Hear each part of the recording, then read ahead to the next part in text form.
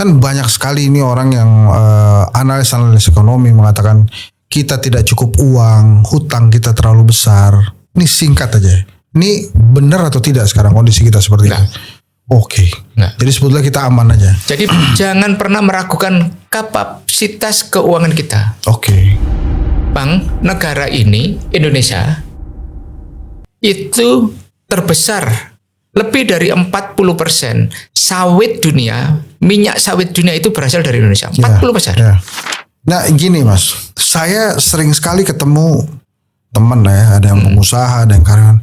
Gila nih ekonomi sekarang tuh susah banget, kita tuh nggak ngerti apa mau gimana lagi nih kok kelihatannya. Kalau ada, gini, Bang ada Henry, apa namanya lapangan kerja nggak ada. Bang Henry, yang perlu diyakinkan kepada pengusaha kita bukan nggak punya uang. Dolar kita itu terhadap rupiah ya. Rupiah kita tuh semakin melemah atau bisa semakin menguat. 1.000 jadi 1 rupiah. Ya. Itu visible nggak? Jadi begini. Dan apa itu dampaknya selain kita nggak bawa duit banyak-banyak gitu?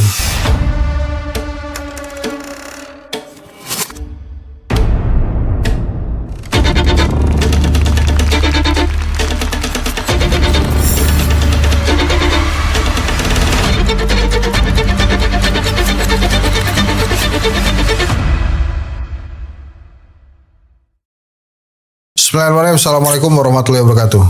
Teman-teman, Waalaikumsalam warahmatullahi wabarakatuh. Ini belum dikenalin dia udah nyaut ya.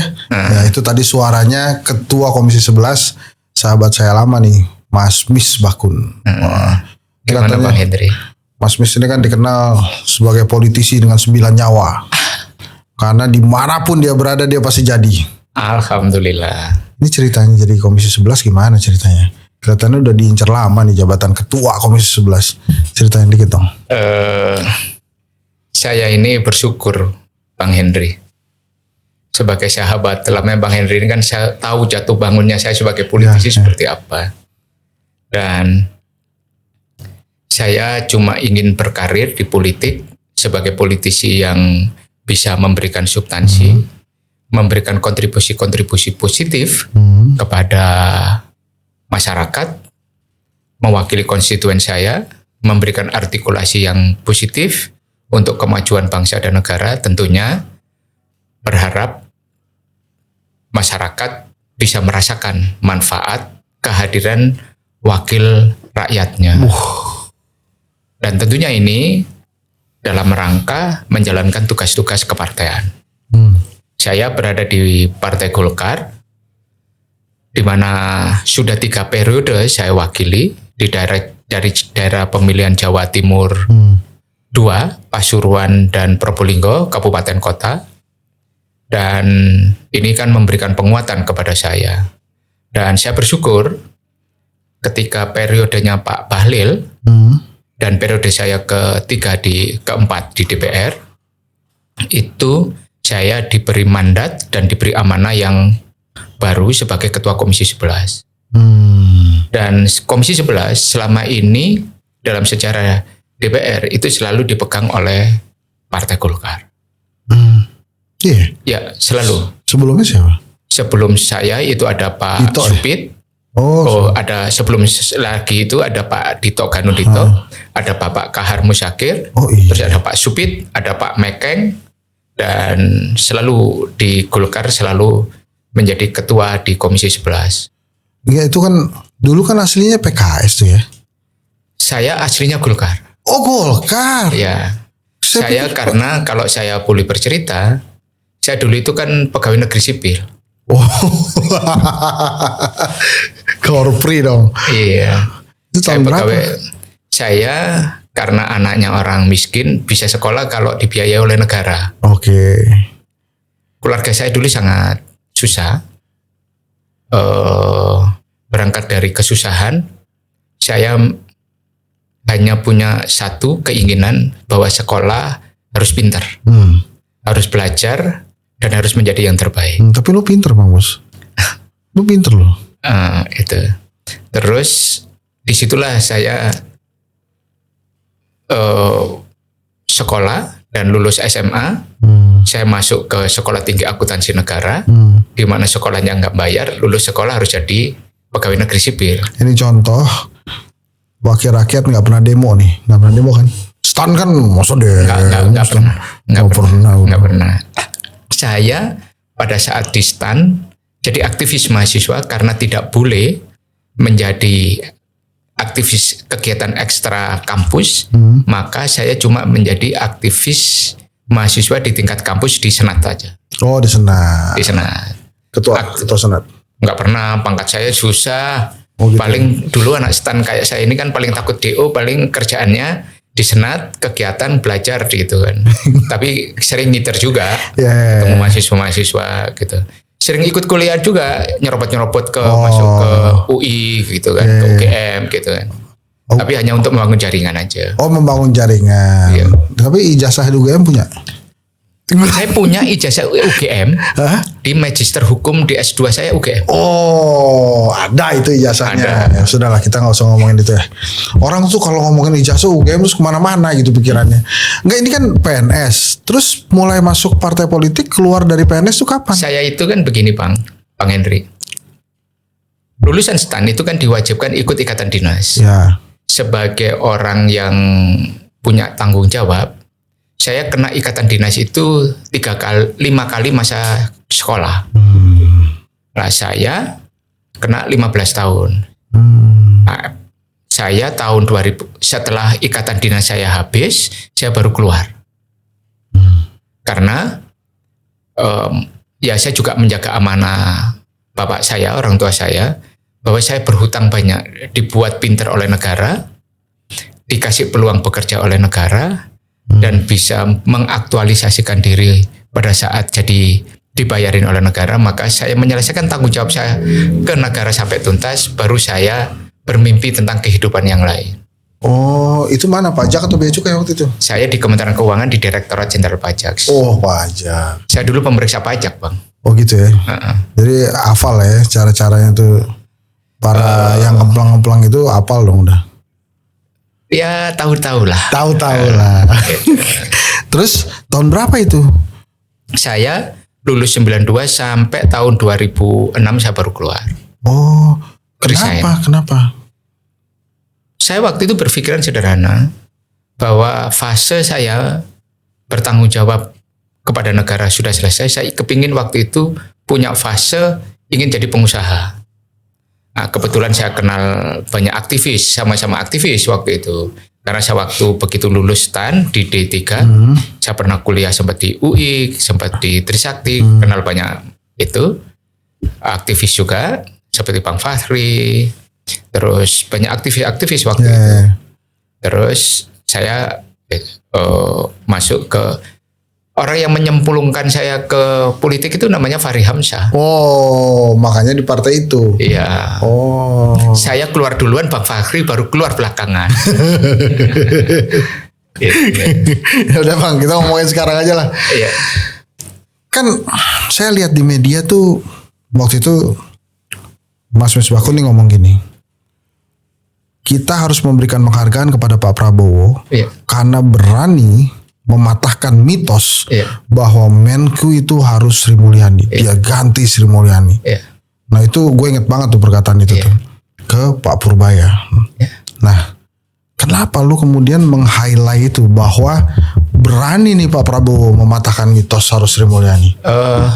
Karena mitos itu dibangun. Seorang figur itu harus membangun sistem. Membangun sistem di kelembagaan. Bukan membangun mitos individual tentang dirinya. Sistem itu harus dibangun. Dan sistem itu harus bisa dioperasionalkan oleh siapapun. Membangun kelembagaan. Ministry, not minister. Nah, Bang Henry kan ingat, banyak sekali narasi-narasi pada saat itu dikembangkan, kalau ekonomi Indonesia tidak dipimpin oleh yang bersangkutan, itu ekonomi akan runtuh. Kepercayaan internasional dunia turun. Internasional akan turun. Nilai tukar kita akan mengalami tekanan. Surat utang kita nggak akan ada yang membeli. Nah, itu kan dibangun mitos-mitos itu. Dan itu kan berkembang. Sehingga seperti teh botol, siapapun presidennya, menteri keuangan itu. Apapun makanannya, minumannya teh Iya, botol. itu. Nah, itu yang terbangun. Sampai kemudian itu terjadi di periode Pak Prabowo. Sampai kemudian Pak Prabowo menganggap, oh ternyata ini cukup. Dan kemudian mitos itu dipatahkan. Dan itu keberanian yang luar biasa. Karena apa? Pak Prabowo lah kemudian yang memberikan perspektif baru kepada kita semua. Apa? Beliau jalan ke dunia internasional, ketemu pemimpin-pemimpin dunia seperti Erdogan, ketemu Putin, ketemu Trump, ketemu pemimpin-pemimpin di G7, G20, di BRICS, untuk meyakinkan bahwa sebagai negara besar Indonesia, yang tampil dominan di negara ini adalah presidennya, bukan orang lain. Yang membangun diplomasi kelas dunia itu adalah kepala negara. Yang membangun citra Indonesia sebagai negara besar itu adalah kepala negara. Yang dipilih oleh rakyatnya melalui proses yang demokratis. Nah, itu kelihatan petnya. Nah, ketika itu semua itu kemudian publik diyakinkan, dan apa yang diputuskan oleh Pak Prabowo itu kemudian ternyata mendapat legitimasi dengan rakyat memberikan dukungan kepada orang yang dipilih secara langsung oleh presiden untuk menggantikan beliaunya itu. Oh, enggak, tapi kok kelihatannya lu sumringah banget sih. Emang dari dulu tuh ada apa sebetulnya sama beliau? Saya ini orang yang tidak pernah mempersonalkan persoalan-persoalan negara itu menjadi persoalan pribadi. Oke. Saya tidak pernah. Saya mempunyai kalau kemudian orang lain mempersonalkan dan memberikan perspektif yang itu, saya memberikan hak itu kepada siapapun untuk memberikan persepsi. Tapi saya tidak pernah. Saya mengikhlaskan semua hubungan itu. Sepanjang orang itu di depan saya baik, saya akan memperlakukan lebih baik lagi. Makanya sekarang jarak 1 meter sama Purbaya nih katanya.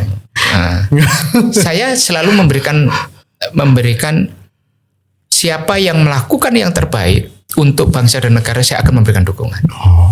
Saya juga sampaikan ketika saya diberi mandat oleh Pak Bahlil, Ketua Umum Partai Golkar, untuk menjadi Ketua Komisi 11. Kalimat pertama yang saya sampaikan kepada Menteri Keuangan waktu itu Bu Sri Mulyani, saya mendapatkan tugas dan amanah dari Partai Golkar, Ketua Umum Partai Golkar, Pak Bahlil, untuk mensukseskan Bu Sri Mulyani sebagai Menteri Keuangan di eranya Pak Presiden Prabowo.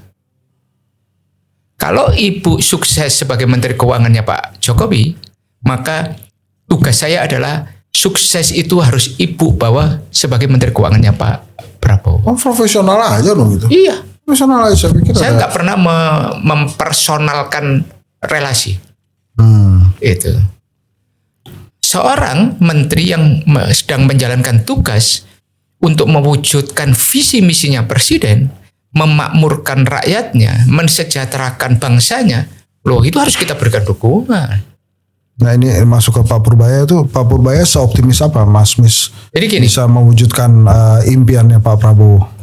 Pak Purbaya butuh waktu, ya. Oke. Butuh memahami situasi detail ekonomi, ya. Tapi dia sudah mendapatkan grip, yaitu apa? Kepercayaan. Kepercayaan itu dari dua, kepercayaan dari presiden dan kepercayaan dari publik. Nah, publik itu kan terpecah dengan banyak hal. Netizen lah, Gen Z lah, macam-macam. Dan itu memberikan hal-hal yang sifatnya politik. Sekarang ini orang yang tidak pernah salah itu Pak Purbaya. Nah, dengan Pak Purbaya ini satu, dia diuntungkan oleh satu, dia ikhlas orangnya. Kelihatan dia nggak punya agenda politik apapun.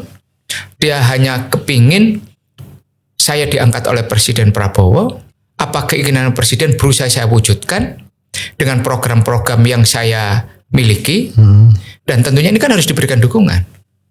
Pak Prabowo ini bukan datang dari partai politik, bukan dari kelompok tertentu, tapi dia murni karena dia seorang profesional.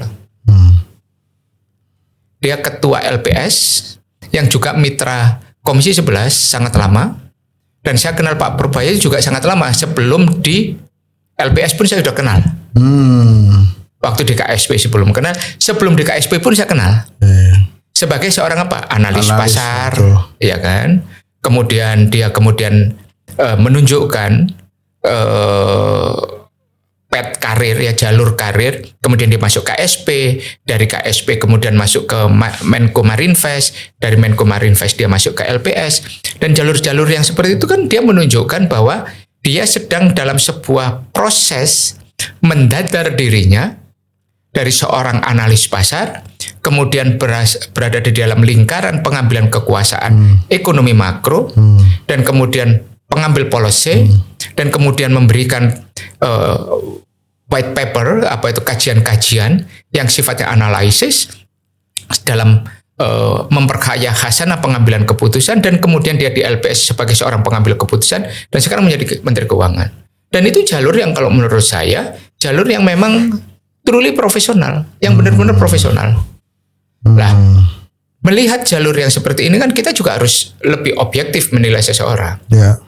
Berikanlah dia kesempatan, berikan ruang waktu, ruang berpikir, mengkaji, dan kemudian memberikan membuktikan bahwa dia mampu untuk menjalankan tugas presiden itu. Berapa lama sampai kapan Mas Mis Saya kasih yakin waktu? ada proses yang Pak Purbaya nanti harus mulai membuktikan apa yang selama ini dia sampaikan ke publik.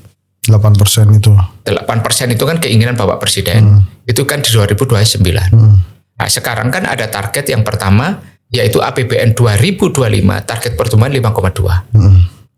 Nah, 5,2 ini kan sudah kita bisa ukur.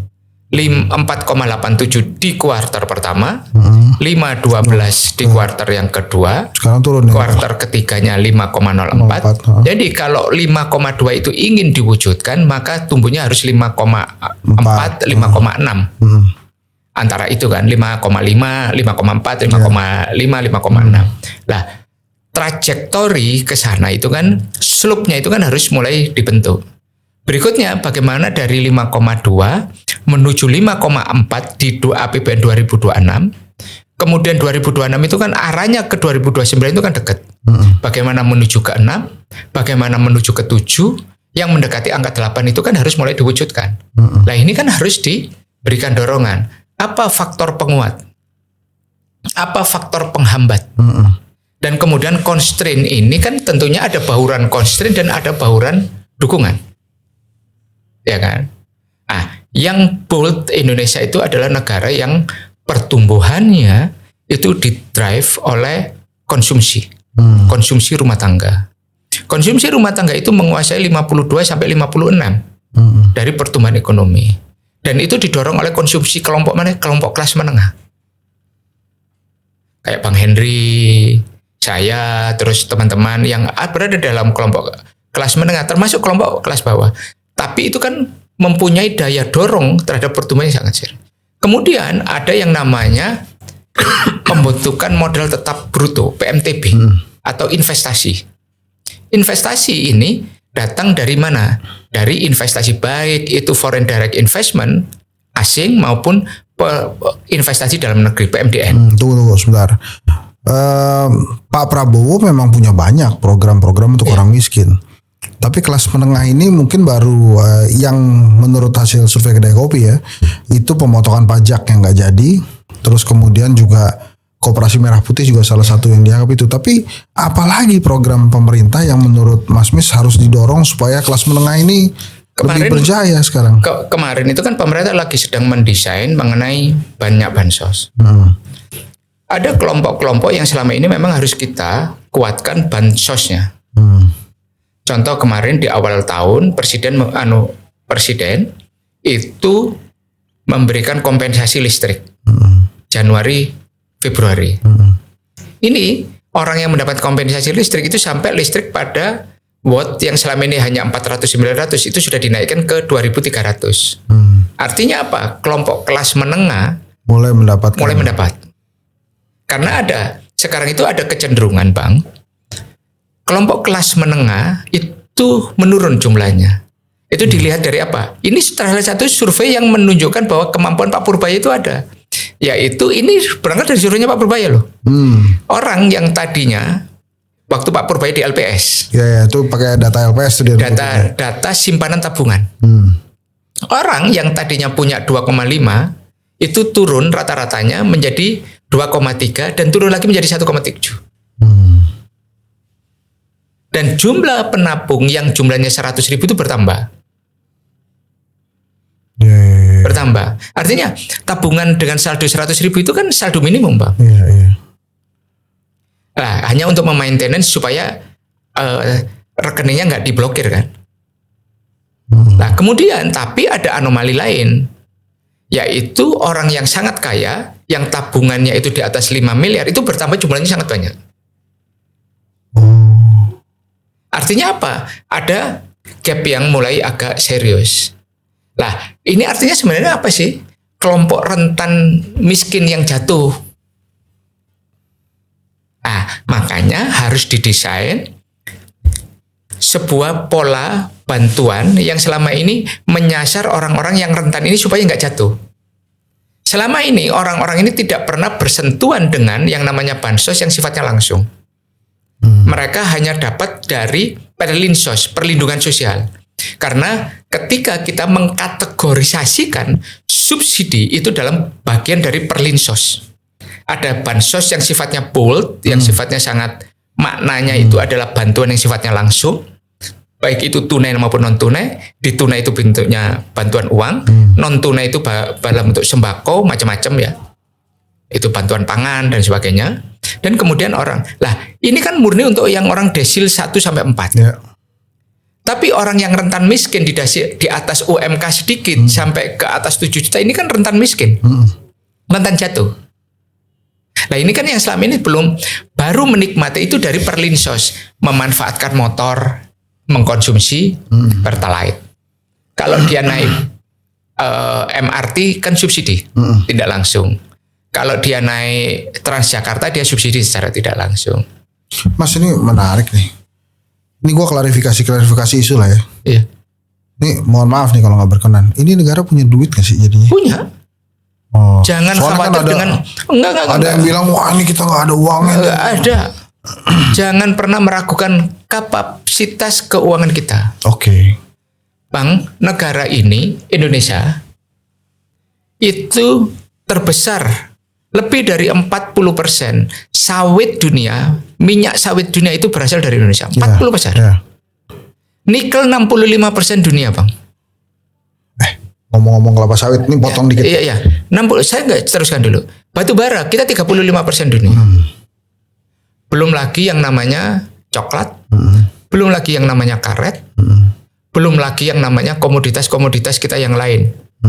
Seperti emas. Terus kemudian komoditas ikan, produk pertanian yang lain. Ya, ini kita banyak banget. Negara ini adalah negara yang sangat kaya.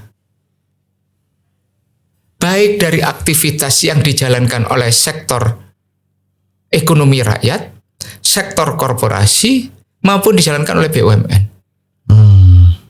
Ya kan? Kita punya defisit, iya. Nah, kita punya permasalahan bagaimana meningkatkan tax ratio, ya. Kita punya permasalahan. Setiap negara menghadapi situasi yang sama. Kita mempunyai permasalahan secara secara international trade, iya. Semua negara juga punya. Jadi hidup kita itu kalau kita menarasikan dengan narasi pesimis. Kita lihat dari sudut mananya. Sama kayak kita orang mengartikan gelas ini setengah atau kita lihat gelas ini terisi setengah. Kurang setengah atau terisi setengah. Nah, cuma itu aja. Di sisi optimis mana? Lah, kalau kemudian negara kemudian menghadapi penerimaan itu, ya bagaimana cara kita menaikkan tax ratio? Jadi uang sebetulnya aman. Aman. Utang bahaya nggak? Utang itu bahaya karena begini. Kan Mas Mis pernah bilang bahwa kita tuh berapa belas ribu sekarang utang. Iya, karena kategorisasinya. Kategorisasi. Saya ingin menyampaikan, utang yang dicatatkan oleh kita itu adalah utang yang berkaitan dengan pembiayaan pembangunan, yaitu sekitar 36% dari PDB. yaitu kisarannya sekarang sudah mulai memasuki sekitar 10.000 triliun. Itu utang pembiayaan pembangunan. Dan apakah kita punya kemampuan? Indonesia sampai hari ini tidak pernah negara yang 1 detik pun tidak membayar kewajiban utang yang sedang berjalan. Oke. 1 detik nggak pernah. Indonesia pada krisis 98 itu pernah punya inisiatif mau melakukan penjadwalan utang lewat Paris itu. Paris Act. Enggak, Prakarsa Paris Prakarsa waktu Paris, itu. oke. Ada Prakarsa Jakarta dan sebagainya. Kita waktu itu mau berusaha itu tapi tidak diwujudkan. Kita membatalkan karena itu menyangkut kredibilitas. Karena waktu itu Indonesia mau melakukan penjadwalan ulang, mau itu, tapi akhirnya begitu Undang-Undang nomor 17 tahun 2003 tentang keuangan negara selesai, Undang-Undang nomor 1 tahun 2004 tentang perbendaharaan itu selesai, kita kemudian mengelola dan mendesain ulang tentang bagaimana kita membangun sistem APBN kita. Ya kan? Mulai membangun neraca negara, laporan keuangan negara, laporan keuangan untung ruginya APBN dalam seperti itu. Kemudian kita mulai mendesain defisit kita tutup seperti apa. Saat itulah kita mulai memikirkan tentang kekayaan negara yang dipisahkan. Kita mulai memikirkan tentang penerimaan negara bukan pajak. Kita memikirkan bagaimana yang lain-lain. Pada saat itu kita mulai membicarakan defisit ini ditutup dengan apa. Maka lahirlah surat utang negara SUN. Lahirlah surat perbendaharaan negara yang sifatnya treasury, yang sifatnya di bawah 1 tahun. 1 tahun lah maksimalnya. Lah, ini semua didesain secara modern dalam sebuah fiskal yang lebih dalam rangka menjaga sustainability, kesinambungan fiskal. Dalam rangka menjaga kredibilitas fiskal kita. Lah, hal-hal yang seperti ini kan harus dipahamkan ke publik. Kebetulan saya ini sekolahnya akuntansi, kemudian saya memahami akuntansi pemerintahan, memahami manajemen pemerintahan, karena 15 tahun saya ada di sana, sehingga saya sangat paham bagaimana sih membangun tata kelola, memahami proses keuangan negara, mulai dari awal sampai akhir, bagaimana APBN itu dicatat, bagaimana proses APBN mulai dari kerangka ekonomi makro pokok-pokok kebijakan fiskal, kemudian menjadi pagu indikatif di kementerian lembaga, berproses politik di DPR, kemudian dikompilasi menjadi nota keuangan, pada saat itu menjadi pidato kenegaraannya presiden, dan kemudian di dalam nota keuangan itu apa yang harus dirumuskan secara politik di dalam undang-undang APBN. Ya. Tapi singkatnya Mas. Antara kan banyak sekali ini orang yang analis ekonomi mengatakan kita tidak cukup uang, hutang kita terlalu besar. Ini singkat aja. Ini benar atau tidak sekarang kondisi kita seperti itu? Oke. Jadi sebetulnya kita aman aja. Jadi begini, kalau kita perhatikan utang itu bagi sebuah negara itu adalah sebuah keniscayaan. Tidak ada negara di dunia ini yang tidak punya public debt. Itu bukan personal debt. Kalau kita ingin mengakselerasi pembangunan, kita harus mendesain sebuah financing public services itu untuk supaya dengan keterbatasan ruang fiskal yang ada, tapi kita mampu membiayai. Kan ini kan harus disiapkan konsepnya. Ya. Sama, tiba-tiba kayak korporasi. Kita ingin membangun pabrik, kita punya cash flow yang bagus, tetapi kalau kita bangun dengan cash, itu kan juga tidak menguntungkan. Ngapain? Kalau kita bisa membangun dengan modal 30%, tapi bisa kemampuan produksinya, terus dalam waktu 30 tahun bisa melunasi atau 3 tahun atau 7 tahun BEP, dan kemudian itu kita mendapatkan return berkepanjangan, dan itu akan sustain mengembangkan usaha kita. Daripada kita nunggu punya puluhan tahun ditabung terus baru bangun pabrik kita bayar cash. Kan Iya. semuanya kan secara financing kan teori. Ada yang private sector financing, ada public services financing. Iya. Dan itu disediakan oleh siapa? Ruang fiskal. Nggak, kenapa nih saya nanya begini? Karena kan posisinya Mas Mis kan yang memang kita percayakan untuk menjaga agar pemerintah nggak lewat batas kan. Ya. Makanya di Komisi 11 Jadi kan itu. ada undang-undang yang memang membatasi kita. Tidak boleh utang itu dalam rangka untuk hal-hal yang tidak produktif. Kemudian ada ruang-ruang di mana pembangunan itu ditujukan untuk hal-hal yang sifatnya produktif sehingga ekonomi kita tumbuh.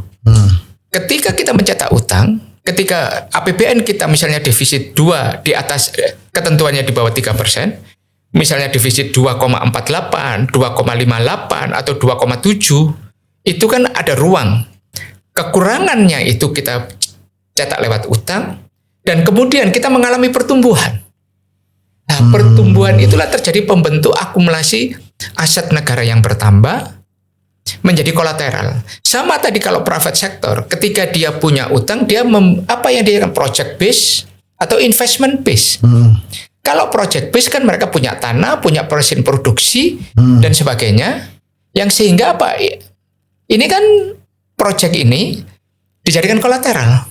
Sama juga negara. Oh, negara punya kemampuan. Satu, kalau perusahaan itu revenue yang berasal dari aktivitas produksi, negara revenue dari mana? Public sector. Ya dari pajak. Dari retribusi. Dari penerimaan negara bukan pajak. Dari public services. Apa? Penerimaan pabean, penerimaan bea cukai dan sebagainya diakumulasi sebagai penerimaan negara, dipakai untuk itu. Jadi apa? Di satu sisi kita mendapatkan penerimaan, di satu sisi kita mempunyai belanja. Nah, cuma penerimaan dan belanja ini kan ada defisitnya. Pengeluaran kita lebih besar. Tapi kita mampu bahwa sebagian dari belanja investasi pemerintah itu sebagian bisa merupakan belanja produktif yang sehingga bisa secara ke depan menambah akumulasi penerimaan pajak kita. Dulu penerimaan pajak kita cuma 1.000, sekarang jadi 2.000, sekarang mendekati 3.000. Lah ya seperti itu. Nah, kalau public financing seperti itu dalam kerangka APBN harus diwacanakan secara jelas kepada masyarakat bagaimana mengelola negara. Pertama, prinsipnya adalah kehati-hatian. Kehati-hatian itu apa? Proyek ini tidak boleh bersifatnya mercusuar. Ada visibility study. Siapa yang menerima manfaat? Seberapa panjang? Dan kemudian proses pembiayaan seperti apa? Single year atau multi years? Nah, prosesnya ini kan apa? Di awal mulai dari tender, pengadaannya ada LKPP, barang-barang yang ada di sana, terdaftar atau tidak, membangkitkan UMKM apa tidak, mempunyai multiplier efek kepada masyarakat apa enggak. Kemudian dari sisi publiknya, dari sisi ekonomi makronya apa? Dia pro growth, menciptakan pertumbuhan atau menciptakan job creation-nya berapa? Nah ini kan yang perlu kita pikirkan. Jadi ketika kita bicara tentang APBN atau public financing, state public financing seperti ini, kita harus membicarakan dampak pertumbuhannya apa, penciptaan lapangan pekerjaan apa, multiplier efek berikutnya ikutannya apa? Menumbuhkan ekosistem masyarakat atau kemudian mendirikan ekosistem terhadap klaster-klaster ekonomi yang baru. Lah itu yang utama. Profesor Ferry Latuhin bilang harusnya kita itu justru sekarang mengurangi pajak PPN sampai 5% dan PPh itu sampai 10% supaya daya beli masyarakat meningkat, jadi ekonominya juga growing. Iya. Menurut Mas Misbakun gimana tuh? Ini saya nggak bermaksud mengadu ya, cuma saya ini kan beberapa kali sebelum Prof. Latuhin menyampaikan, saya sudah membicarakan tentang saatnya kita menggunakan instrumen pajak itu pada instrumen ekonomi regulatory. Karena fungsi pajak itu ada dua. Fungsi budgeter, bagaimana fungsi budgeter adalah fungsi pajak memenuhi celengannya negara. Memungut pajak dalam rangka memenuhi isi kas negara. Berikutnya apa? Economic regulatory. Mengatur ekonomi. Nah, mengatur itu ekonominya bagaimana? Ketika kita tahu beberapa indikator di dalam ekonomi, misalnya daya beli, terus ada sektor-sektor yang stagnan, karena berapa tekanan, misalnya bisa tekanan global maupun tekanan regional atau tekanan domestik, sehingga dia tidak mengalami sebuah slope pertumbuhan, kecenderungannya itu menurun, seperti kurva the law of diminishing return. kurvanya itu bukannya naik, tapi kemudian cenderung menurun, produktivitas yang tidak efisien, maka kita harus mencari akar masalahnya apa. Oke. Nah, salah satu yang harus kita pikirkan itu adalah bagaimana pajak itu tidak menjadi sebuah instrumen yang menjadi beban ekonomi. Maka kita menurunkan tarifnya.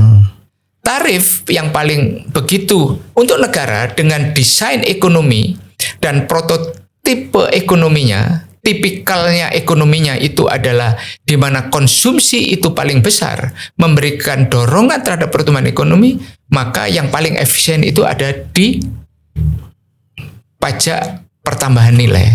Pajak pertambahan nilai itu kan adalah istilah lain untuk consumption tax. Itu kan kita sekarang 11%. Ya, 11. Di Dan reform. 12 untuk barang impor yang dalam kategori mewah. Enggak, itu kalau memang dikurangin kan kata Pak Purbaya 70 Nah, triliun per 1% kalau diturunin nilangnya. Jadi begini, secara teori itu akan turun 70 triliun Oke. kalau 1%. Tetapi 70 triliun itu harus masih potensi kan? Kalau 70 triliun itu kita mengatakan itu berasal dari kekurangan diturunkan. Tapi kalau kemudian aktivitas ekonominya berkembang, tax base-nya berkembang, tax base-nya berkembang, itu harapannya 70 Lebih triliun banyak. itu kan akan lebih banyak. Contoh, kita akan mengatakan kalau 11 kali 100 kita dapat 11. Tapi ketika diturunkan menjadi 10%, belum tentu 10 kali 10 sekali 100. Bisa saja 10 kali 15. Iya. Kali 150. 150. Oke. 150. Akhirnya dapatnya kalau 11 kali 100 dapatnya 11, begitu 10 malah kalau dikalikan 150 dapatnya 15. Di mana turunnya? Iya. Terus apakah Mas Misbakun sebagai Ketua Komisi 11 akan menyarankan ke Purbaya? Sejak awal saya menyarankan bahwa kita perlu menurunkan PPN. Bahkan kalau kita mau serius pada produk-produk tertentu yang memberikan dukungan terhadap hilirisasi, baik itu di sektor pertanian, sektor kehutanan, sektor perikanan, di mana sektor-sektor itu merupakan natural resources kita yang memberikan dukungan kuat, kita perlu kasih 8%. Itu tapi kenapa kemudian Kementerian Keuangan nggak mengikuti apa kata wakil rakyat? Kita kan boleh, policy maker-nya kan bukan kita. Kita kan bisa memberikan sumbang saran. Kita memberikan usulan aja. Usulan. Nah, kenapa saya sampaikan ada perlu kita memberikan tarif yang berbeda untuk memberikan, ada sektor yang memberikan kita dorongan. Dan ini insentif tarifnya harus lebih rendah. Rakyat kalau kemudian ekonominya sedang tumbuh bagus, dikenain pajak berapapun dia nggak apa-apa.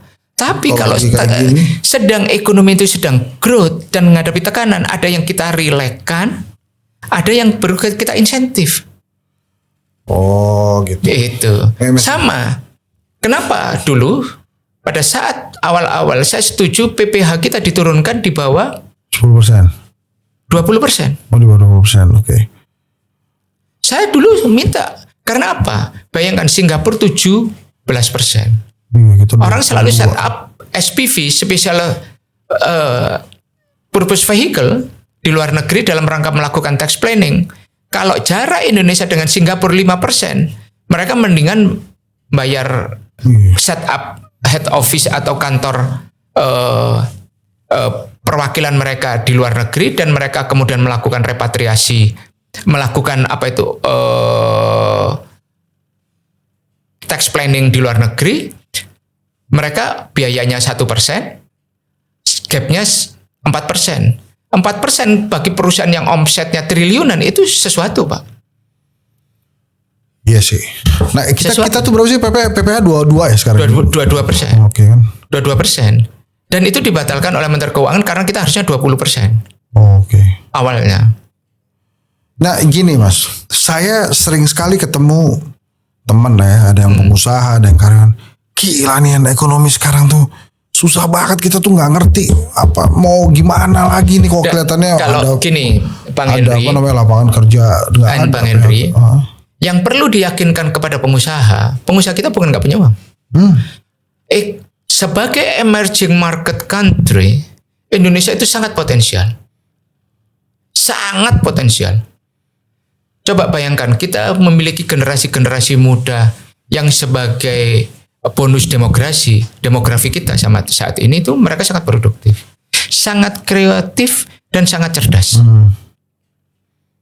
Dan mereka bisa membangun banyak hal kalau diberi kesempatan. Jadi apa dong mesti ngomong, Jadi, kita sabar aja tuh. dalam sebuah pemerintahan yang baru berubah, semua orang wait and see. Pertama, orang melihat investment climate-nya bisa dijaga oleh pemerintahan baru apa tidak. Oke. Kemudian kesinambungan yang berjalan itu seberapa smooth pergantiannya. Dan kemudian stability itu kan banyak faktor. Keamanan, ketertiban, politik dan sebagainya. Pemerintah bisa memberikan stabilitas politik. Keamanan, ketertiban seperti apa? Kepastian hukum, karena apa? Investasi itu kan tergantung kepada banyak hal. Dan yang menilai itu pasar, bukan siapapun. Nah, di dalam pasar itu ada intuisi bisnis. Orang wait and see. Ini aman bener nggak? Makanya kan isu-isu soal premanisme, orang bangun pabrik, ngirim batu bata nggak dicegat, orang di jalan nggak dipalakin, ngirim semen ini nggak di itu dan sebagainya. Itu premanisme tumbuh bukannya salah satu indikator ekonomi lagi susah? Jadi begini, ekonomi susah nggak susah itu kan begituan itu kan Pasti ada. pasti ada. Nah, sekarang seberapa besar job creation sehingga orang-orang tidak melakukan itu? Informal itu kan selalu di mana-mana. Nah, tapi Mas Misbakun setuju gak kalau memang saat ini ekonomi kita lagi tough? Kita menghadapi situasi tekanan, iya. Tekanan. Tapi bukan berarti tidak ada jalan keluar. Dan bukan pemerintah tidak melakukan antisipasi. Sudah melakukan. Melakukan banyak hal. Termasuk pengucuran 200 triliun. Ya, 200 triliun dan sebagainya itu. Kenapa? Coba bayangkan. Ada 2.300 sampai 2.700 triliun uang di perbankan dalam bentuk disbursement loan. Tapi Bukan jalan. berarti likuiditas gak ada loh. Tapi Orang yang dapat alokasi pinjaman tapi belum memanfaatkan. 2.300 sampai 2.700 triliun is very huge. Oh iya. Itu sangat besar.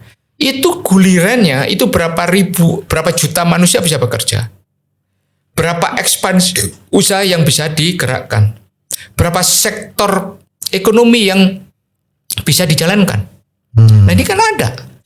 Itu dulu Pak Jokowi itu pernah dia mencatat 11.000 triliun dana kita ada di luar negeri. Itu another story. Oh, another story. Itu another story. Ketika pemerintah melakukan tax amnesty dengan data yang valid dan sebagainya, dan itu memang ada data yang pemerintah sangat kredibel untuk bisa mempertanggungjawabkan bahwa itu memang ada. Tapi itu diincar juga nggak sama Pak Prabowo? Kalau menurut saya, ya tinggal sekarang seberapa banyak yang sudah kembali dalam bentuk repatriasi, dalam bentuk pengakuan aset dan sebagainya itu kan semuanya kan macam-macam. Semuanya macam-macam. Karena kita pernah melakukan 2 tahap tax amnesty yaitu 2016 dan kemudian disusul di tahun 2021 dengan pengakuan pajak sukarela itu. Ini terakhir nih. Sekarang kan dolar kita 16.725 rupiah hari ini. Ini mohon maaf ya Mas ya. Kira-kira menurut Mas Mis dolar kita itu terhadap rupiah ya. Rupiah kita tuh semakin melemah atau bisa semakin menguat. Karena ada isu katanya akhir tahun bisa 18.000, bisa 20.000. Walaupun ini tanggung jawab BI ya, tapi sebagai wakil rakyat saya mau tanya juga. BI akan terus menjalankan mandat tugas undang-undang untuk menjaga stabilitas harga, stabilitas nilai tukar. Nah, stabilitas nilai tukar itu akan dijaga pada posisi di mana nilai tukar itu rasional. Kalau menuju 18.000 saya nggak yakin. Sangat tidak yakin. Dijaga ya. Sangat dijaga. Kita mempunyai cadangan devisa yang sangat kuat.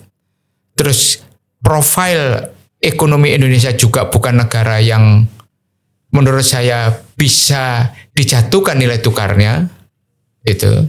Kemudian menurut saya rupiah mempunyai sebagai mata uang sangat terjaga stabilitasnya. Karena apa? Ekspor kita berjalan sangat bagus. Kemudian kita mempunyai ekonomi produktif yang sangat banyak di sektor, tidak tergantung kepada satu jenis komoditas. Kita punya batu bara, kita punya emas, kita punya nikel, kita punya macam-macam sumber komoditas kita, kopi, segala hal, ikan, sektor pertanian dan sebagainya. Redenominasi. 1.000 jadi Rp1. Ya. Itu visible nggak? Jadi begini, Dan Bang. apa itu dampaknya selain kita nggak bawa duit banyak-banyak gitu? Jadi begini, dunia ini kan selalu dengan pertarungan persepsi. Oke. Persepsi itu digerakkan oleh siapa? Oleh kekuatan-kekuatan besar di dalam ekonomi dunia. Ada orang yang ingin menjaga persepsi dengan mempertahankan hegemoni. Hegemoni. Itu tidak hanya terjadi di negara-negara berkembang, tapi juga di negara-negara barat. Nah, negara barat ini tentunya tidak terima kalau posisinya akan digantikan oleh negara lain. Contoh sederhananya, ada negara yang keluar dari zona negara berkembang menuju negara maju bahkan advance, yaitu Cina. Sebelumnya ada Jepang, sebelumnya ada Korea. India menuju ke sana dan Indonesia menuju ke sana. Dan negara ini, di antara negara-negara ini yang kuat itu adalah Indonesia karena kuat dengan sumber daya alamnya. Kita bisa mengelola hutan itu dengan sangat baik. Kita ada hutan tropis, rainforest kita. Orang begitu ngomong digunduli dan sebagainya, tapi kita mempunyai rehabilitasi hutan yang sangat cepat. Karena hutannya bisa tumbuh dengan cepat untuk melakukan recovery. Ya memang kita perlu manajemen yang lebih baik dalam pengelolaan sumber daya alam yang ada di hutan. Ya. Tetapi Indonesia termasuk negara yang sangat kuat. Lah, ketika itu terjadi, maka pertarungannya apa sih? Orang mempersepsikan, oh, negara ini harus dibuat negara ini inferior terus. Inferior terus. Dibuat mentalitasnya itu nggak kuat. Sama ketika dulu kayak cerita Belanda. Belanda itu kan kalau cerita kepada negara-negara Eropa sebagai anak negeri jajahan, anak kolonial, Indonesia itu dicitrakan tidak pintar, pemalas, macam-macam lah. Yang kesannya itu tidak produktif. Padahal kita pernah punya kerajaan-kerajaan besar Nusantara, mulai dari zaman Kertanegara, zaman Sriwijaya, zaman Majapahit, Singasari, ya kan, Kediri dan macam-macam itu lahir dengan kultur dan peradaban yang sangat maju pada zamannya. Dan itu kan tidak mungkin bangsa pemalas bisa memahat Borobudur begitu seperti indahnya, membangun armada kapal, mengalahkan Genghis Khan begitu kuatnya zaman Majapahit. Membangun sistem senjata seperti keris, pedang dan sebagainya itu nggak mungkin dilahirkan oleh bangsa pemalas. Nah, terus gimana nih redenominasi nih? Itu saya ingin sampaikan. Redenominasi itu juga bagian dari itu. Oke. Mereka mengatakan, oh, negara ini harus dilumpuhkan persepsi ekonomi dari sisi nilai tukarnya. Itu redenominasi itu pernah dilakukan oleh Rusia, negara yang seukuran dengan kita, dan Turki. Dan mereka melewatinya dengan baik. Permainan mindset itu mereka itu. Coba sekarang Rusia, Turki berada dalam satu level dengan Indonesia di negara-negara G20. Negara yang sekarang sedang menguatkan kerjasamanya melalui pola multilateral yang lain, yaitu di BRICS. Nah ini kan yang terjadi. Lah kalau menurut saya Indonesia pantas kok. Cuma itu harus menjadi keputusan politik besar. Yang bisa memutuskan adalah Bapak Presiden sebagai seorang kepala negara dan kepala pemerintahan. Tapi apa yang akan disampaikan Ketua Komisi 11 ke Presiden terkait Persiapannya ide ini adalah ide yang sangat patriotik. Oke. Menjaga pride, martabat, Iya. marwah.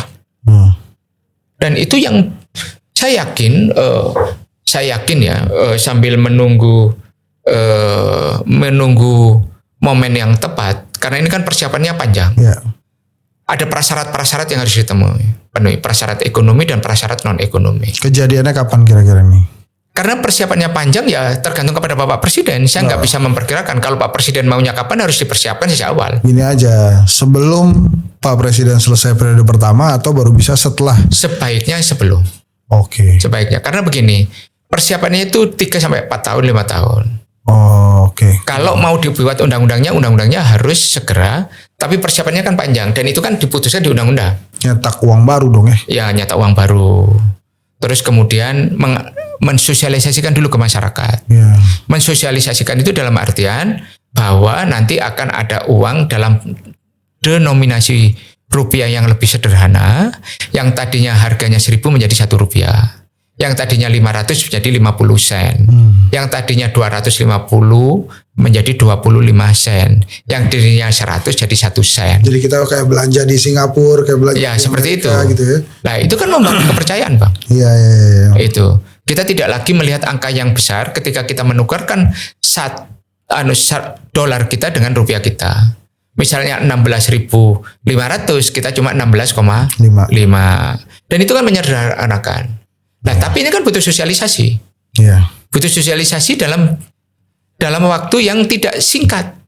Karena masyarakat harus dibangun persepsinya. Bahwa kekayaan mereka sama. Sama, tidak ada berkurang. Nggak ada berkurang. Tidak ada berkurang sama sekali. Tidak ada pengurangan nilai sama sekali. Oke. Ada kekhawatiran inflasi, wajar. Tapi sepanjang inflasi itu bisa diukur dan memberikan dampak terhadap pertumbuhan, saya yakin it's okay. Dulu Mas, boleh kok. Yuk. Makasih Bang. Saya rasa itu Mas Mis. Jadi memang teman-teman semua redenominasi yang digagas ini adalah hal baik. Iya. Kemudian kita tidak perlu gundah gulana takut terhadap ekonomi kita. Apalagi uang kita banyak.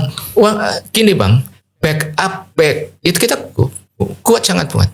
Okay. Bayangkan kita punya cadangan emas, cadangan nikel, cadangan batu bara, cadangan sawit, cadangan karet, cadangan sumber daya alam yang luar biasa. Apa yang kita khawatirkan? Bangsa ini adalah yang kita bangkitkan itu adalah nasionalisme, inferiority kita itu harus kita hilangkan. Nah itu kan kalau kita lihat di daftar harga hari ini banyak yang naik tuh, kecuali daging sapi singkat saya yang turun tuh. Yang lain mah beras naik, ini naik. Nah itu kan masalah manajemen stok aja. Oh gitu. Yeah. Kita itu masih mempunyai sawah yang sangat produktif. Kita masih punya lahan yang bisa kita gunakan untuk sawah dan berikutnya. Itulah. Nah, jadi pesannya Mas Misbakun, Ketua Komisi 11, kita santai-santai, sabar-sabar, percaya diri sebagai negara yang besar. Sebagai negara besar. Indonesia itu populasi nomor 4. Nomor 1 Cina, nomor 2 Amerika. Enggak, nomor 2 India berebut sama Cina. Nomor 3 Amerika, nomor 4 kita. Oh, oke lah. Itu. Ya nggak usah naik juga. Bangsa besar kita ini. Kepercayaan dirinya harus besar. Amin. Jadi gitu ya kira-kira. Tadinya saya mau nanyain IKN juga tapi nggak usah lah. Terima kasih teman-teman, itu dia Mas Misbakun. Terima kasih banyak. Bang. Assalamualaikum. Saya sangat senang diundang Bang Henry. Wah terima kasih. Jadi kita salam. Tadi saya kasih sate kambing dan sate ayam. Oh, lebih baik makan sate daripada melihara kambing gitu ya Pak. Ketawa-ketawa. Makasih. Assalamualaikum warahmatullahi wabarakatuh. Waalaikumsalam warahmatullahi wabarakatuh.